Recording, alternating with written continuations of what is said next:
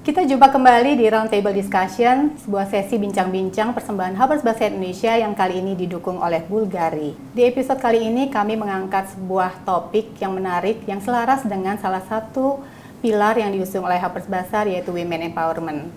Kita sama-sama tahu bahwa perempuan itu sudah diakui sebagai kaum yang kuat, yang bisa mengempower diri sendiri, bisa mengubah kelemahan jadi kekuatan, bahkan bisa mengempower perempuan-perempuan di sekitar kita. Karena itu, kali ini kami mengundang dua perempuan, aktris muda Indonesia, Ariel Tatum dan Shenina Cinnamon, yang punya kisah hidup dan transformasi yang luar biasa hingga sampai sukses seperti yang sama-sama kita lihat sekarang. Sisi empowering mereka ternyata selaras dengan nilai-nilai yang diusung oleh Bulgari lewat salah satu koleksinya, yaitu Serpenti, yang kebetulan tahun ini merayakan anniversary-nya yang ke-75. Dan di sini telah hadir Stefani Suwono, Marketing Communications Manager Bulgari Indonesia. Selamat ya buat perayaan 75 tahun Serpenti. Thank you.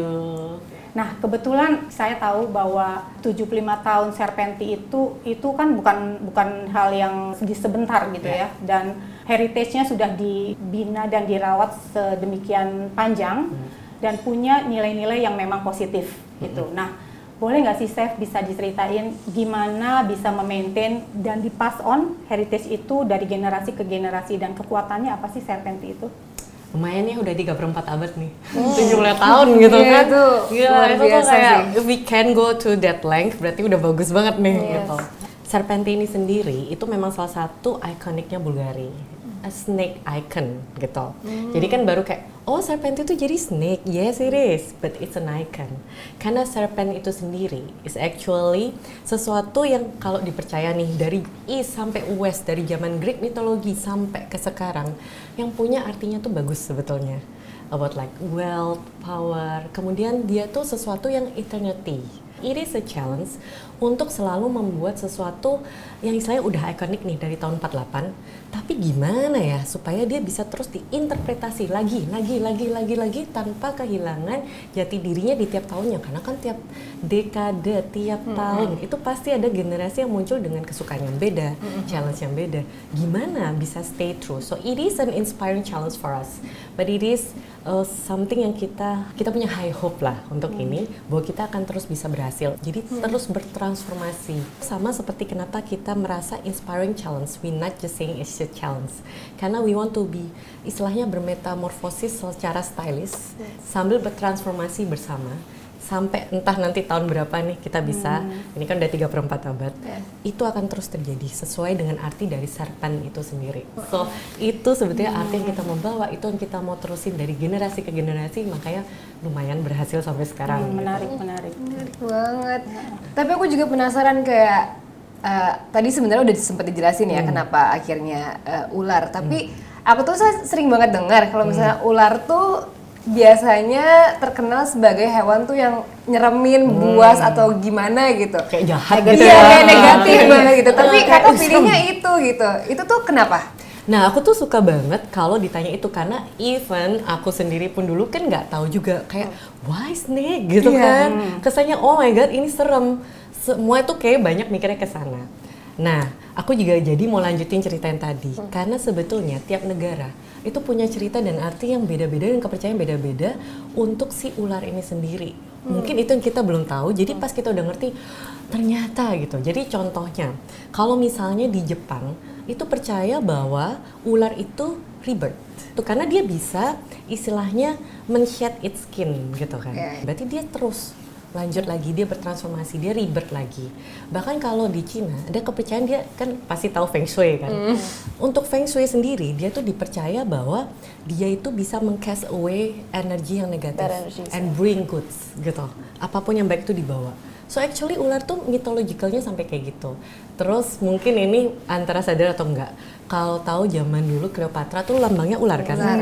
Karena it's about wealth, power, feminine energy, seduction, tapi dalam arti yang bagus gitu. Ini kenapa aku bilang tadi woman empowerment. Ini yang sebetulnya kita bawa tiap tahun.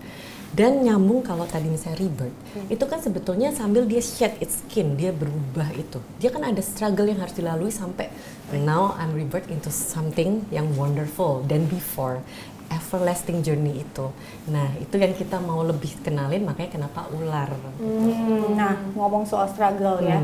Karena kan kita tahu ya sama-sama kita perempuan ya, banyak banget sebenarnya struggle pergulatan hidup ya, apalagi dengan di masa yang terus berubah ini ya. Dan sebenarnya itu menentukan bagaimana lewat kedewasaan emosi kita, kedewasaan mental kita itu kita bisa overcome itu gitu ya, dan itu ujiannya di situ gitu. Saya ingat Shenina baru-baru ini di edisi Maret Hapus Basar itu nulis gitu. Iya, aku nulis artikel dan kebagiannya Betul. yang Beauty Diaries. Nah, di kolom Beauty Diaries itu Shenina menulis tentang pergulatan batinnya mengenai beauty standard di industri Bener banget gitu. film ya. Iya.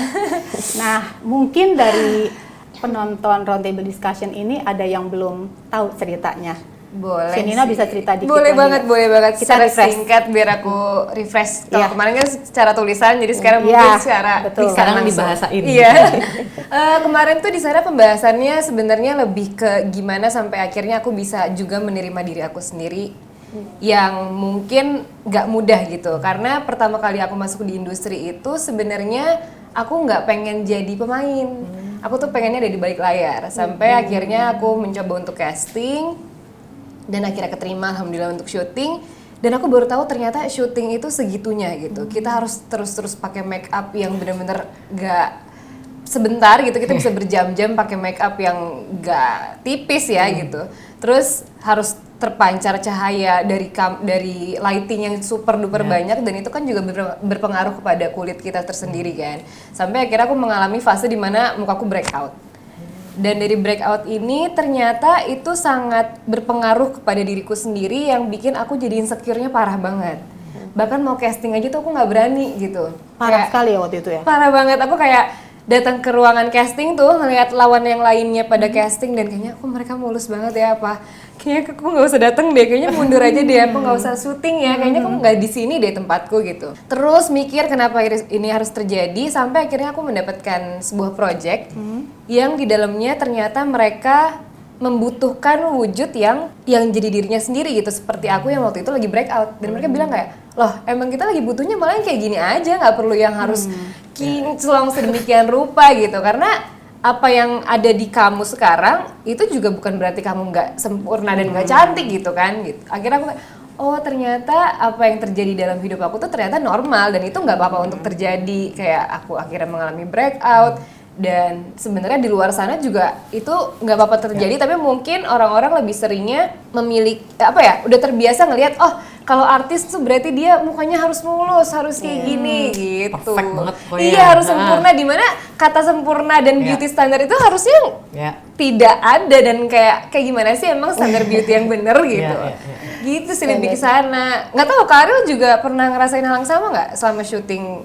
Bisa dibilang iya, karena aku ngerasa di industri tempat kami semua bekerja ya, ada sebuah standar kecantikan yang entah dibuat sama siapa dan banyak diamini oleh masyarakat, itu agak tidak masuk akal bisa dibilang ya. Sama seperti Shenina, waktu itu aku juga pernah mengalami masa-masa remaja yang mukanya penuh breakout, tapi somehow aku dibuat merasa seakan-akan itu bukan hal yang wajar untuk aku tunjukkan ke dunia gitu loh. Sedangkan ternyata memang ya banyak sekali memang perempuan-perempuan lainnya yang seumuran aku, ya, maksudnya itu kan hal hormonal ya, hal yang wajar, semua orang we all go through that gitu loh. Tapi pada saat itu aku ngerasa aku semacam dihakimi karena seperti yang tadi kamu bilang, dituntut untuk menjadi terlihat sempurna gitu. Dan pada akhirnya ada banget momen aku waktu itu lagi syuting setiap hari. Dan setiap kali aku hapus makeup aku tuh aku nangis setiap malam. Oh, aku juga lagi. Karena seperti yang kamu bilang, kita udah breakout, kita dikasih makeup tebal dan kita ditembak cahaya. Jadi it wasn't make any acne better gitu. Jadi aku setiap malam tuh bener-bener hapus makeup sambil nangisin situasi dan kondisi kulit aku, sampai akhirnya aku ngerasa bahwa kayak memang harus dari diriku sendiri yang sadar bahwa punya kesadaran dan punya keyakinan bahwa apa yang aku alami saat ini tuh wajar, normal, and it's okay. Everybody went through that stage in life gitu. Menerima diri apa adanya jadi. Betul. Jadi pada akhirnya ya mencoba untuk mengaplikasikan self acceptance dan self love pada akhirnya gitu. Tapi emang sih, aku tuh juga sempat waktu itu tertarik nih, ada satu episode nih, Brunch with Dev, aku ngeliat, nah, karena aku ngerasa tadi nyambung ke kamu bilang self acceptance. Kayak kamu memang udah go through-nya itu udah oke banget nih. Karena ada menarik, waktu itu aku lihat kamu bilang something kayak gini, kamu setiap kali ulang tahun tuh, kamu restart. Ke umurnya nih di titik yang pertama lagi nih. Jadi kayak mengulang tahun. Jadi kamu mengulang nol gitu. Nah, cerita dong, penasaran, aku mau denger langsung lagi nih dari kamu. Langsung. Jadi waktu itu aku sempat cerita sama kakak Dave, tersayang, untuk pertama kalinya bahwa sebenarnya aku tuh sempat mengalami fase-fase di mana I was very struggling mentally with my disorder waktu itu sejak usia 13 tahun sampai aku usia 23 ke 24 itu aku masih aktif aku banyak vakum juga waktu itu. Aku pernah vakum dari dunia entertain untuk benar-benar fokus to make myself feel better and be better lagi. Aku akhirnya vakum kerja, aku working on myself dan segala macam. Tapi pada saat itu juga aku tetap on medications kan. Terus aku banyak melakukan terapi, aku banyak melakukan, pokoknya masih banyak struggle banget sampai akhirnya di usia 24 itu aku baru ngerasa fully live my life. Aku bisa ngerasa aku being myself completely dan actually experience my life itu di aku usia late 24. Nah, di situ aku memutuskan pas aku ulang tahun ke 25 tahun, aku memutuskan kayaknya gue mau mulai dari nol deh. Kayaknya gue mau memulai hidup yang baru dengan versi Ariel yang gue ciptakan sendiri ini, yang gue rasa jauh lebih baik dari sebelum-sebelumnya. Dan menurutku manusia itu kan ever evolving, ever changing gitu loh. Kita bertransformasi kita tuh selalu kan. bertransformasi setiap hari gitu. Dan aku ngerasa kayak usia kemarin aku 25 tahun adalah saat yang tepat untuk aku melakukan sebuah rebirth dalam diriku sendiri gitu. Good. So good. Nah, ini udah ada makanan dari Four Seasons Jakarta. Kita sambil ngobrol kita nikmatin Oke, let's makanan. Cantik banget ini makanannya. Iya. Iya ya, colorful, vibrant banget. Kita sambil santai aja ya. Yes. Nah, saya tuh tertarik ya tadi yang Shania bilang tentang lahir kembali gitu ya kan. Kita sejalan dengan bertambahnya umur itu kan kita juga ada proses pendewasaan diri, kita juga bertransformasi kan ya. Kita tadi ada pergulatan dan kita gimana kita overcome itu. Shenina mungkin bisa cerita nggak sih gimana proses Shenina waktu itu kan dari ketika mengawali karir kan dari di balik layar kan, terus langsung pindah ke depan layar gitu. Itu kan pasti ada proses adaptasi dan gimana tuh menjalani proses itu? Ada banget sih, gimana ya. Jadi tuh dulu aku kru, teman-teman, kalau misalnya belum ada yang tahu, dulu tuh aku kru. Karena aku emang ngambil sekolahnya film dan televisi tuh niatnya emang untuk membuat film, bukan untuk ada di depan layar. Jadi akhirnya ada di depan layar, sebenarnya agak mirip-mirip sama yang tadi ya. Sampai akhirnya aku berani ada di depan layar dan mungkin akhirnya gimana sih bergulat sama diri sendiri untuk ternyata gue nggak apa-apa ada di sini dengan fisik yang seperti ini dan apapun yang terjadi dengan sebentar dulu, wajah aku. fisik yang seperti ini itu maksudnya apa? Iya, karena kan ini seperti dari aku bilang kayak orang-orang di luar sana tuh pasti punya beauty standard mereka. Yang aku sampai sekarang nggak nangkap sebenarnya apa sih itu semua gitu. Gergetan ya. Gergetan banget sama aku juga. Gergetan sama kamu dulu yang mikir kamu kayak gitu. Iya Kak, sumpah aku bisa dulu ngaca kayak gue pantas nggak ya ada di sini. Nah itu dia, sampai akhirnya ada satu titik di mana aku merasa ternyata cocok kok di sini, pantas kok di sini, aku happy menjalani ini semua dan tidak berpengaruh ke orang lain gitu kan. Jadi aku ngerasa balik lagi aku menjadi Shenina yang suka nyoba banyak hal, selagi hal itu tidak mengganggu orang lain dan tidak merugikan orang lain, aku pasti akan terus nyoba. Sama halnya dengan mencoba dari balik layar, akhirnya ada di depan layar, dan kenapa enggak? Susah nggak? Susah karena dulu pas di balik layar kan kita bekerjanya nggak di capture kan, maksudnya kita kerja, kalaupun kita salah banyak yang tahu, cuma tidak di capture gitu. Kalau sekarang udah di capture, kalau salah semua orang bisa tahu, jadi agak punya rasa-rasa gimana gitu, yang mungkin juga kayak Ariel juga ngerasain kalau misalnya di depan kamera tuh rasanya kayak gimana. Tapi ya seiring berjalannya waktu, seiring berjalan dan bisa menerima diri sendiri apa adanya tuh rasanya lebih lega. Itu rasanya kayak lahir kembali juga ya? Kayak berarti? lahir kembali. Dan itu sama seperti setiap kali aku mau ngambil project. Ah. Setiap kali kita syuting, aku merasa kayak oke, hari ini aku lahir kembali menjadi karakter yang berbeda.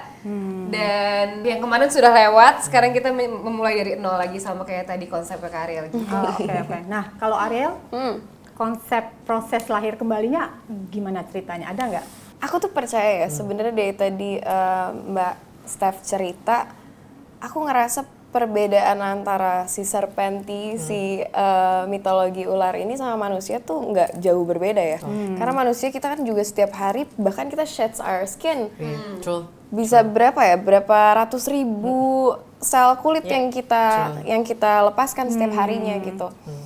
Itu aku udah ngerasa bisa kita jadikan salah satu hal meditatif untuk kayak disadari gitu bahwa ke setiap detiknya berlalu ya kita menjadi pribadi yang baru gitu. Tapi kalau aku pribadi, buat aku mandi itu adalah ritual yang sangat terapeutik dan meditatif.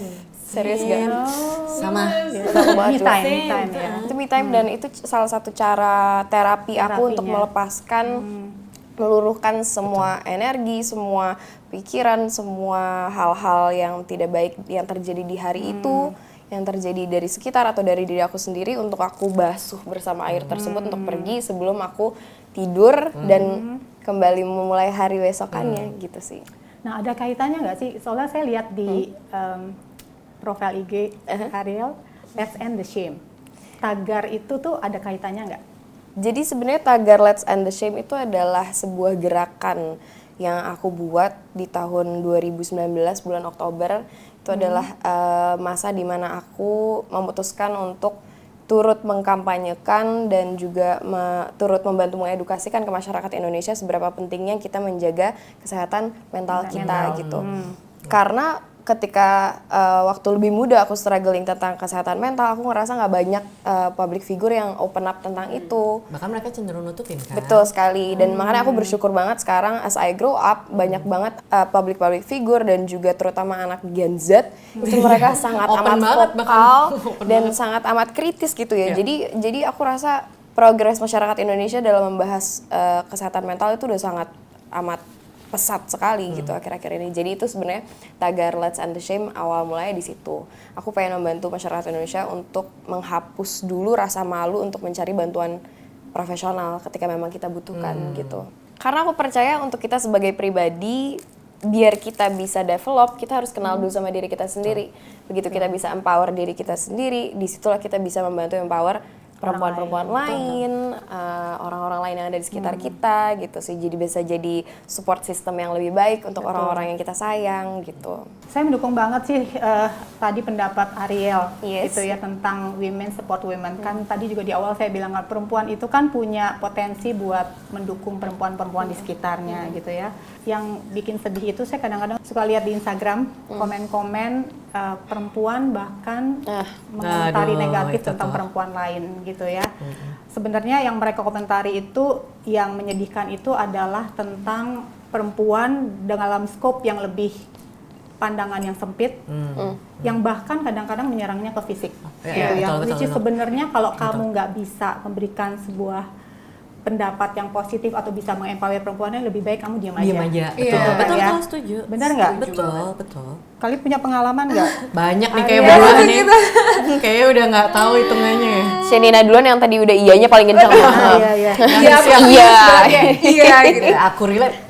Iya relate banget. Aku sih nggak ngerti ya konsep untuk menjatuhkan sama Iya. perempuan itu arahnya kemana gitu. Karena kan rasa kita sama-sama perempuan ya. Jadi mungkin kalau misalnya dibalikan ke mereka yang mengomentari kita, pasti rasanya sama gitu kayak, ih kalau kayak gini ya sama gue itu pasti bisa ngerasain hal yang sama gitu karena sesama perempuan. Kayak kita sesimpel kita dari tadi berempat di sini sama-sama perempuan semua, kita tuh bisa saling support, bisa saling mendengarkan, bisa saling apa ya kayak mendapatkan hal-hal positif Yeah. dari satu sama lain gitu. Dan kenapa orang-orang di luar sana yang netizen yang bahkan tidak mengerti arahnya komentar tersebut untuk apa, kenapa nggak bisa berpikir hal yang sama gitu? Kenapa nggak yang positif-positif aja sih yang diungkapkan? Kalaupun ternyata harus ada yang mungkin untuk menyadarkan atau Ada apa sebuah kritik dan sarannya tuh yang dengan yang bahasa membangun yang juga benar, gitu. Tapi kadang juga orang nggak pengen dikritik gitu ya. Iya, jadi kayak heran juga kadang, dan yang sangat sayangkan baik lagi karena emang lebih banyak kalau ke aku pribadi sesama perempuan sih, itu aja kayak fisiknya lah yang dikomentarin, warna kulit, rambut, semuanya tuh pasti ada aja yang kurang di mata mereka, dimana balik lagi ya, kita tidak tahu beauty standard yang dimaksud tuh apa sih. Tadi yang aku baca, I don't know, what do you guys think? I mean, like, let's just ngobrol aja gitu.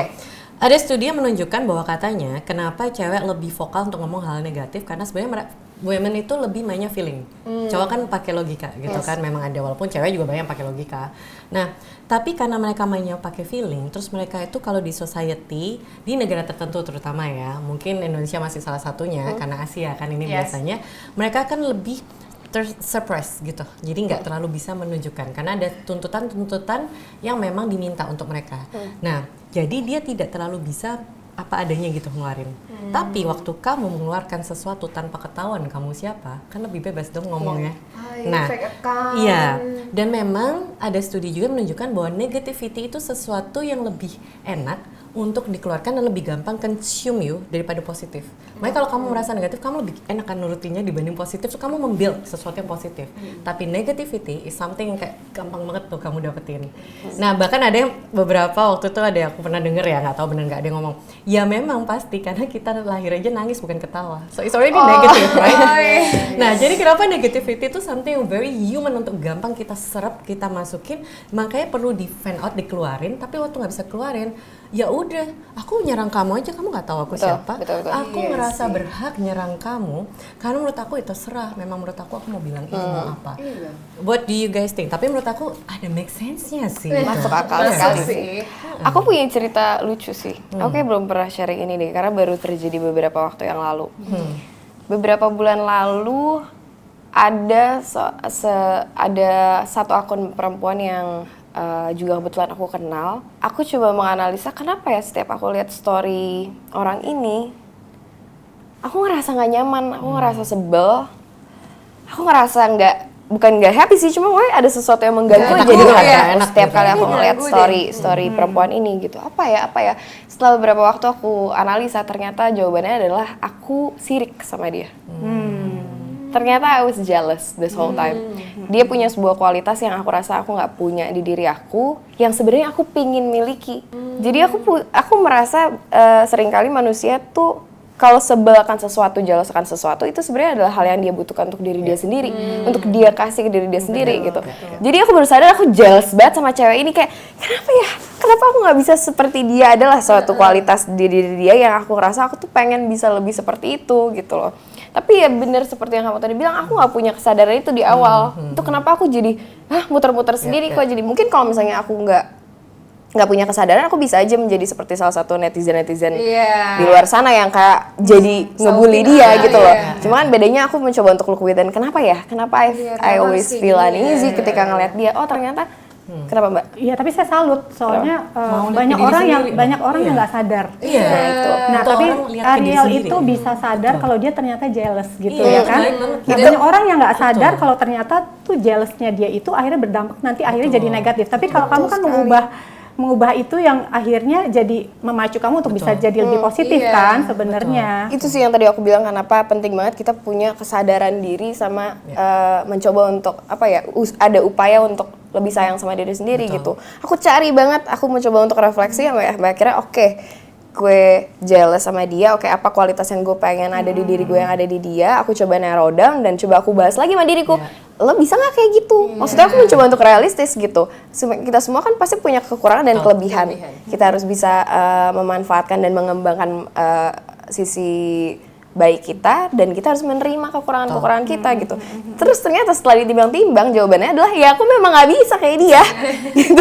Jadi pada akhirnya aku kayak ketawa aja, ya udah terus mau gimana? Ya udah diterima aja. Tapi seenggaknya sekarang aku udah punya alasannya gitu. Jadi sekarang kalau aku lihat story dia, aku cuma bisa ya ketawa doang, seru sekali ya. Bisa ya udah aku dia social banget orang, dia social, dia punya banyak banget temen, dia bisa kayak hang out all the time. Aku tuh kayak pengen gitu kan, tapi ternyata soalnya nggak bisa, gue introvert, gue nggak punya banyak teman, gue introvert. Kalau misalnya gue out and about pun pasti ntar gue capek, nanti gue drain, nanti gue nggak bisa kerja gitu. Jadi aku kayak ya udah Riel, ya udah. Jadi aku sekarang ngeliat story dia, ya udah, well she's having such a wonderful time and I'm happy for her. Ya tapi seenggaknya aku udah tahu apa akar masalahnya gitu, udah bisa berdamai dengan itu gitu. Tapi kamu overcome itu sendiri atau kamu butuh support system untuk bantu kamu untuk bisa lebih menerima diri? Pastinya butuh banyak support system lah. Aku punya salah satu psikolog aku, itu aku udah bersama beliau, si Mbak Liza Mariali tersayangku itu udah for the past 6 years I think.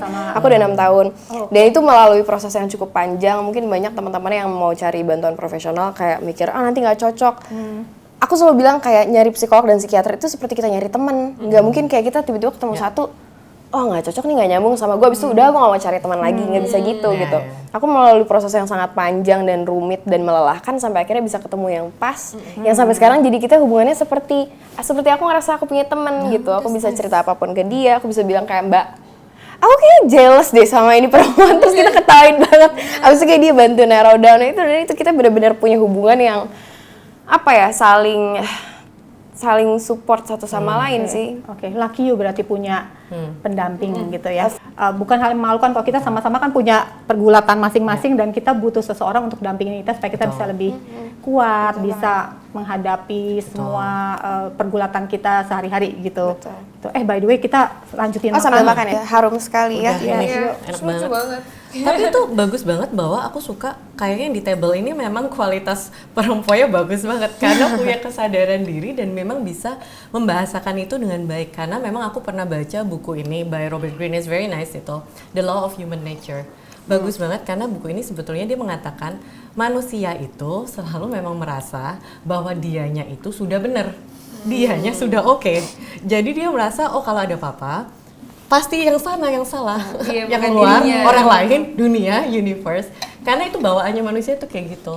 Bukunya emang tebel tapi itu bagus banget karena dia membreakdown satu supaya akhirnya ya itu tadi the law of human nature. Memang human nature kayak apa, pelajari dulu so you go through this life dengan benar dan tidak merasa bahwa kamu karena memang bawaannya kita tuh selfish and we have to admit that gitu. There's nothing wrong with being selfish karena kalau nggak ada selfish dikit nanti jadinya terlalu permisif juga gitu kan. Tapi memang ada batasnya gitu. Nah, menurut aku jadi menurut dia untuk orang bisa sampai sadar oh iya aku yang salah atau oh iya emang aku kok yang nggak pas di sini aku itu tuh susah sebetulnya. Jadi untuk kita bisa ngomong iya aku ada kurangnya, oh iya aku seperti ini seperti itu tuh sebenarnya bagus loh. And I think kalau semua cewek bisa kayak gini bagus banget sih. Kurang itu mau yang komen-komen kacau itu agak ada tuh kayak gitu. Tapi kan kacau banget loh itu. Iya, tapi kan sebenarnya pergulatan itu kan nggak selesai ya. Maksudnya bukan berarti ketika kita udah selesai kayak Shenina bilang tadi udah cerita di Basar di Beauty Diaries itu, tapi kan bukan berarti pergulatan kita berhenti sampai di situ kan. Terus. Tapi Shenina kan masih rasa insecurity itu kan kadang-kadang timbul lagi, benar nggak sih?